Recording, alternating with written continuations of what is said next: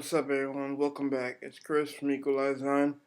Today I'm explaining 5 things you need to know before designing your website. Designing a website is a process. To start off, you need to understand the different type of websites there are. Your website can fall under the very right here, but all these types of websites fall into 7 groups: business, e-commerce, service, illegal, social, entertainment, and media type.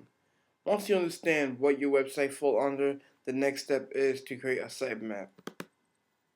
A sitemap is basically a blueprint of your website. This allows you to see how many pages you have for your website and where everything goes. As you can see here, my services and portfolio page have sublinks in it. So basically what I would do is create a drop-down menu for this.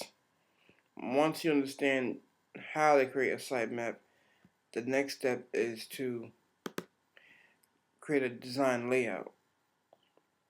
I created this in Balsamiq. This is like a mock-up software you could use to create structures for your site. Now basically I've made the structure on how I want everything to go. The next step is to design and color it. I would use softwares like Photoshop or GIMP to create the design and look of it. Then after that, the next step would be to develop it. Developing, there's 2 methods you could really use. Write your own code for the website or use CMS. And I'm explaining writing the code. You would need to understand coding languages such as HTML, CSS, JavaScript, and PHP. However, if you don't understand how to write these codes, you have options as far as hiring a web developer or actually studying it, going to W3 schools to actually learn how to use these languages. HTML is basically structuring your website. CSS is to style it, and JavaScript and PHP is more for adding features and functionalities to your website. Now, the second method is you can use a CMS, which stands for Content Management System, and this allows you to actually just install the themes to your website and use plugins for different features and functionalities you want for your website. There are many different types of content management systems such as WordPress, Joomla, and Drupal. Once you understand what kind of method you want to develop your site, the next step is to create a hosting account. Now, hosting, well, basically what you need to do is create your domain name. My company name is Equalize Designz, so I have www.equalizedesignz.com.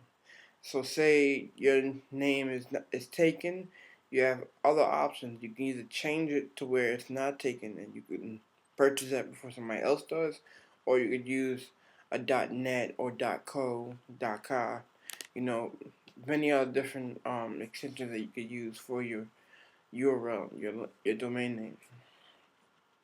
After you have your domain name, the next step you want to do is purchase a hosting account, and this allows you to host your domain name online. You've developed your website, but it's not online for people to see. So now to actually upload your website, you have 2 options. The first option, if you choose to code your own website, you would actually upload the website folder to the root folder of your hosting by using FTP, which stands for File Transfer Protocol.